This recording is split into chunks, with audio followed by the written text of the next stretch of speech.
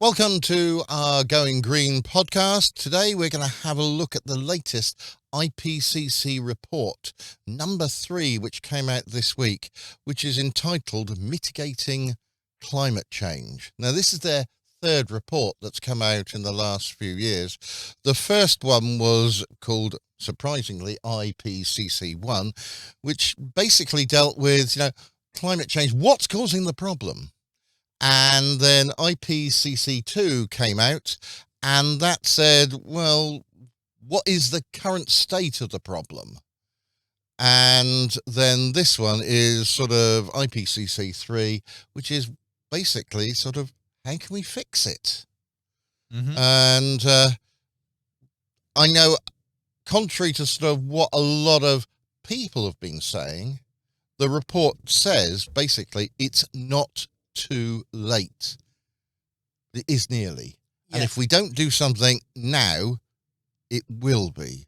Yeah, so in all reference to that, the reports basically states out the current state and doom and gloom. This is referring to, obviously, IPC2, which basically said what the current state of affairs is.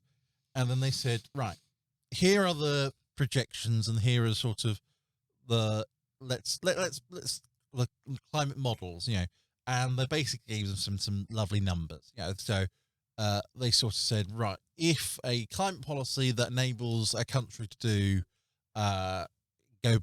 keep below 1.5 and is net zero by 2050, all that sort of things, they labeled that as a climate policy as a C1, and they showed if C1 policies are enacted, then the climate outcome for the next century will only be possibly 1.3, maybe 1.4, but under that 1.5, right? And then they go down all the way down to, say, something like C4, which is sort of barely making any policy progress, but they're aiming for net zero by 2080, and that means they're probably going to hit the climate, the climate of under 2. And then, of course, it goes all the way down to C8, which, of course, is let's do nothing and watch the world burn with approximately 4 degrees of warming. So, so you can sort of see where they're modelling and what happens, and basically where different policies lie in reference to all those things. They're not directly saying this is a C1 policy or a C3 policy. They're not that's not quite what their point is. But it's saying if your goal is to do this, then you should be enacting policies or mitigations or actions of a C1 country or a C1 policy as opposed to C3 policy. But if you're currently doing C3, if you can do a C2, that's great. So it's those sort of measures are sort of trying to keep things under. But we do need countries to actually start doing some of these things rather than burying their heads in the ground. And I think, to be honest, most countries are now not burying their heads in the ground. They are accepting that climate change is happening. We can see the evidence for this. We can see already that the change that we've got at the moment, which is 1.2 degrees C, is having an effect, like the floods, like the fires, and they're doing something about it. They are starting to do something about it. Some countries are doing really well. They're putting in all sorts of policies and actually achieving something. And you gave me some statistics, which I'm going to read out, that the CO2 emissions rose 54% from the millennium to 2010. Yes. But in the last 10 years, we only got a 24% rise. So instead of 54, it's gone down to 24%. So we've actually managed to reduce, as a world, the emissions by 1/3. Now that's in the right direction. And the other one, which was quite interesting, was that between the year 2000 and 2010, the world altogether had decided to build 855 new coal power plants. Yes, absolutely. Yes, I mean, those ones that were scheduled to be built, that's sort of countries saying, we need a new power station, build it from making a coal power one. So that in total, that's how many were planned to be built. And how many were actually built? Unfortunately, I've lost my number because All right, I'll tell you. 189. So the others were actually cancelled. Now, why? Well, coal is becoming expensive to burn. It costs a lot more to mine. It costs a lot more to ship. And if you're particularly good, it also costs even more to clean up, although many countries aren't well known for doing that. And so in reference to all that, with the power of renewables having the price drive down to cheaper, it is now cheaper to build a wind turbine farm, wind farm, than it is to build a coal plant. Of the same power. Of the same amount of power generation, because obviously that's a critical thing. But there is one difference there that I was looking at, is that that's the cost to build one. If you build a wind power station, it's going to make so many gigawatts. Power station, it's going to make so many gigawatts. Except the coal power station, you're going to have to continually buy the coal, whereas the wind is free. Yes, absolutely. So, a little bit of investment, and suddenly you don't have to, I say, invest anymore. You're just getting clean, free power, which is the whole point of the renewables. The other thing, of course, as this report states, and we celebrated a few, I think, months ago, that of course solar generation is approximately 10% of the world's power market. I say power market, power production. Wind power being approximately 20%, and that's just of the power mix. That's the worldwide mix of power, and that's made a huge progress, really, over the last few years. The other one you've seen is a terrific drop in the cost of lithium batteries since the millennium. It's dropped by 97%, and in the last decade, dropped by over half. So we are seeing more and more lithium batteries. I know I use them here quite a lot, and the difference is, and these are rechargeable lithium batteries, I'm not then necessarily using more and more ordinary sort of batteries. Yeah, you're not using new material for batteries. You're just having to use new power, essentially. So that's helping. Saves the manufacturer, doesn't it? Saves manufacturing. So therefore, CO2 emissions from that battery is decreased massively, which is helping. It's all these small niggly points of not getting efficiency. That's the wrong way to describe these things, but it is sort of, if you can expand products or things lifespans, then suddenly, it's initially expensive to invest in or build or buy or make, but at some point you're making free power, or you're using free battery, or your value for money has gone up. Yeah, so my batteries I buy might cost a little bit more, but then I don't buy them again for, well, basically a considerable time, because my batteries are going to have a sort of 1,000 times cycle. And that means if I can use it for 1,000 times, that means my AA batteries that I use quite a lot of, all I'm doing is recharging things. I'm not actually having to replace the batteries. So that's good. How about LED lights? That's made a terrific difference, though. We've changed from the year 2000, where we were all on incandescent light bulbs. We went to this sort of these fluorescent ones part the way through, didn't we, to sort of get the compact fluorescent lights. But now we've gone all over to LED lights, and in fact we've gone over to daylight LED lights, because why did we need to sort of have those yellow incandescent ones? And we found it sort of much better. And as well as that, price has gone down. My fuel bill has gone down.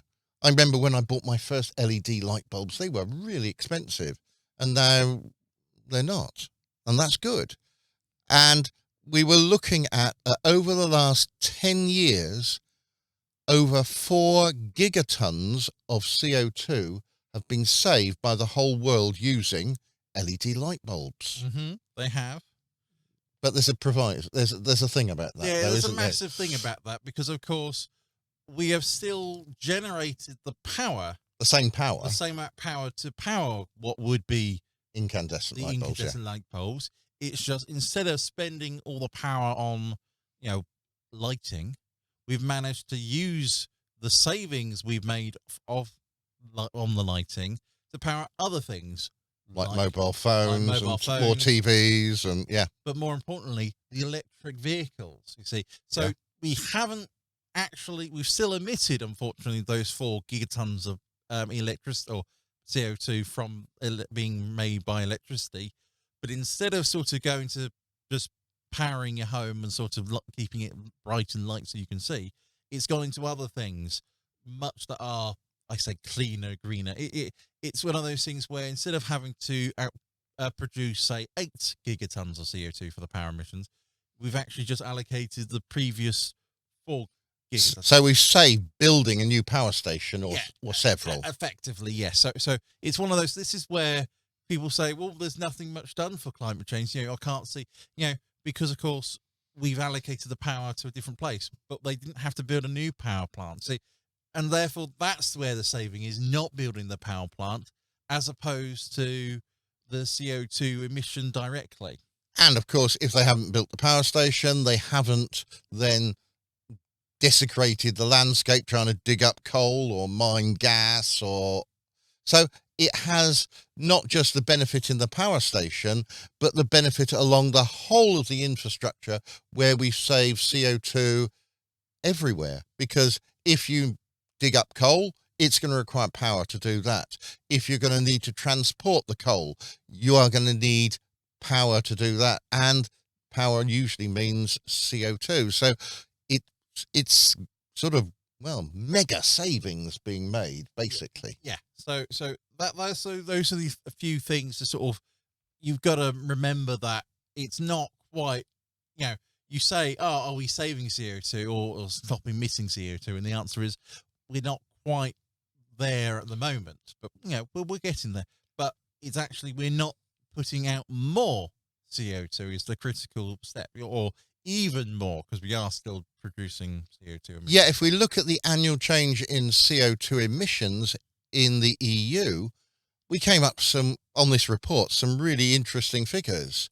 Italy, down 21%. The UK, no, EU was down 21%, wasn't it? Right. Yeah, that's right. As a whole, the EU was down 21%. Italy was down 27%. That was right, wasn't it? Yeah, I can't read my writing because 21 and 27 look similar. Yeah, okay. So Italy down 27%. UK, 35%. But not as good as Denmark, down 43%. Now there is a massive caveat. Yeah, I knew there was, yeah. These numbers. That's actually the annual change of CO2 emissions. So essentially is how much the deduction of CO2 emissions from the normal amount. As stated, we have only, the last decade we produced, 24% more CO2 emissions, but it's the decrease from the previous extra decade. So that's the 0 to 2000. That's 2000 to 2010. You see, it's the change of that decade and that amount. So it's in the numbers, and unfortunately, if you don't like numbers, then well, you can prove anything with statistics if you want to, but basically, we are now producing less CO2, largely because we're starting to move over more to renewables. It doesn't matter if we use an awful lot more electricity, as long as we're not actually getting all of that from fossil fuels. We do have a few other technical problems if you're using a few things like wind power and solar power. It's all about the extra heating that we're doing. but that's minor compared with the amount of greenhouse gases produced, the CO2, and of course the methane. And methane is still one of those big problems because it's so much more a greenhouse gas than the CO2. A little bit of CO2 is bad, but a little bit of methane is an awful lot worse. Yes, I know. And what are you going to do about that, Paul? Well, from the report, this huge report, they still go through different sectors and talk about what different sectors can do and all sorts of things. Agriculture, so this is separating, say, farming from husbandry, as an animal husbandry, right? Agriculture, they can't do much. They're using green fertilizers. Their land use is good, as in less productive land. They're not farming on it. And they're starting to put trees and things, aren't they, now? Yeah. They're trying to do all those sorts of things, and they're making the best use of the land use that way. So that's fine. But the critical thing to look at is actually animal husbandry.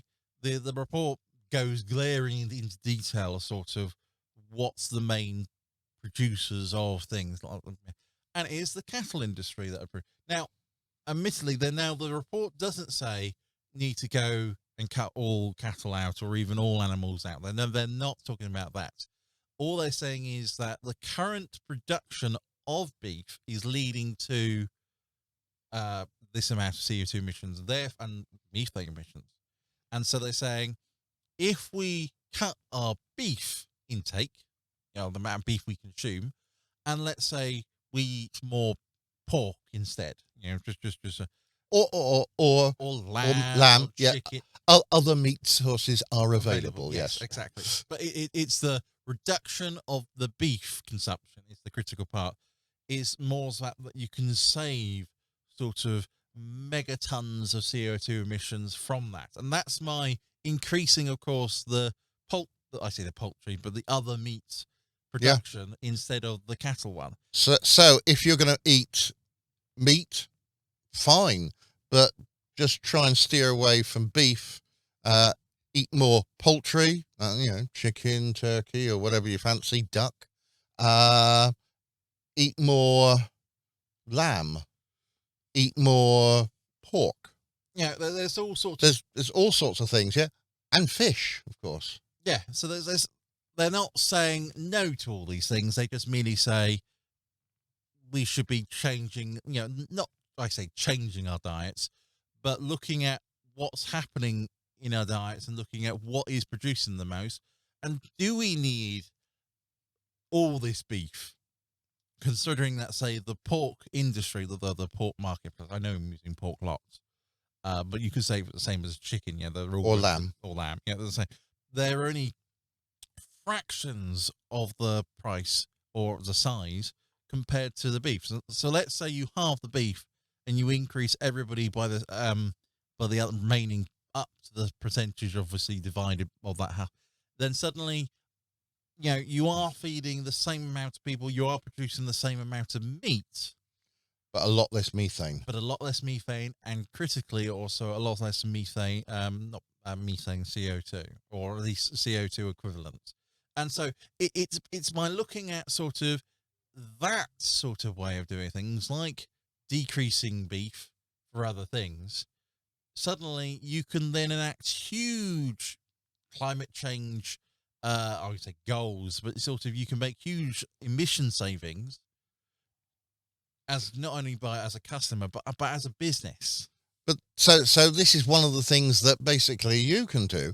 And what you can do is start changing your eating habits. And if you change your eating habits and all your friends start changing their eating habits, eating less beef, then the demand for beef goes down.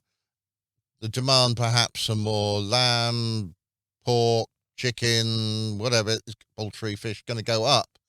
And so farmers will shift naturally to having less cattle, and we'll see a great improvement in are CO2 and would generally greenhouse gas emissions.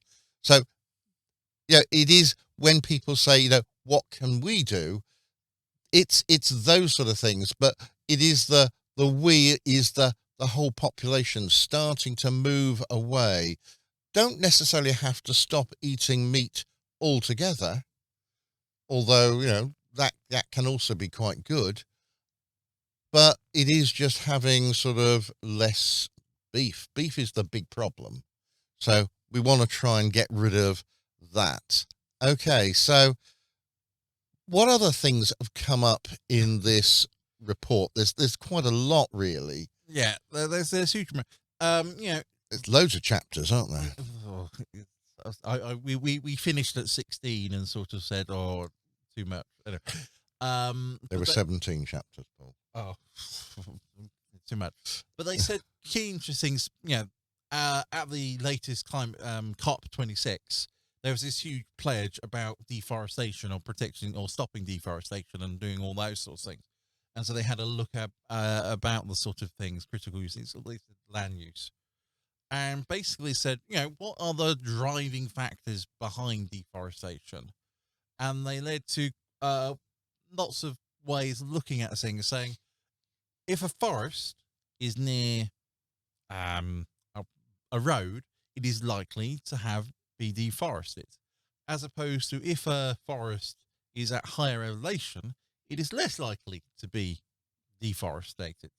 Basically, yeah, if you've got one of these sort of forests on a mountain, people don't want to really go up mountains an awful lot. So the need to try and chop that bit down is wasted. But it's that flat land that people think that they could probably turn that into something better. We can chop this forest down, we can start planting crops here, and they're going to do really well. And then they discover, no, they don't. Yeah, so, unfortunately, those are those massive problems. But it is bizarre reasons behind all these deforestations and what we can do. So therefore, one of the major policies, really, don't build roads up to up mountains. Well, yeah, we probably got that one done. That's quite a. But it is sort of say, what about protected areas and keeping those law enforcement? That prevents deforestation. Whereas if you actually, if the land is relatively flat, the likelihood of forest being, and so you've got to sort of look at sort of governments and policymakers are sort of saying, well, if we find a way to change the policy or make it a policy that says, protect the land, then it's less likely to be used. And sort of, it is the not saying what can people do, but it is the idea that sort of there are reasons behind all these things, and some of these reasons are really simple. Sort of, as I said, that it's on a flat piece of land. That's why it's easy to deforest. So then you say, right, well, could we actually reforest up the side of mountains where it is problems for it is less likely to be used for farming? Yeah. And and that helps for two reasons. Firstly, you've got all the landslides, how much the trees prevent the landslides and all those sorts of things. But it is. It's not just landslides though. It's actually the soil being just generally eroded, isn't it? It's not. You don't have to have it in one big landslide. It is just a continual, gradual process of erosion, where trees would actually hold on and build up the soil. Other plants are actually sort of allowing it to leach away and turning sort of what was fertile ground into sort of, well, it doesn't have to be a desert, but it is ground that doesn't grow stuff very well. I was reading one interesting report on this report, one extra bit. It was from 1990 to 2020, 1 million hectares of mangrove forests have been lost to basically agriculture or aquaculture. And there are only now about 15 million hectares of mangrove forests globally. And they're starting to go round and turn that round the other way. They're starting to replant those because they're discovering there are a lot of advantages in having it because it's stopping the leaching of all this soil around, further afield, so it's keeping it going. We're seeing total forested areas in the world represents 31% of the total Earth's surface. And the countries that have got the most are Russia, Brazil, Canada, United States of America, and China. Yeah, well, so daftly, they're the big countries in the world. They're the big countries in the world. And what we need to see is other countries reorganizing some of their forests and sort of reforesting their countries and putting more forests in more places. And how can you do that?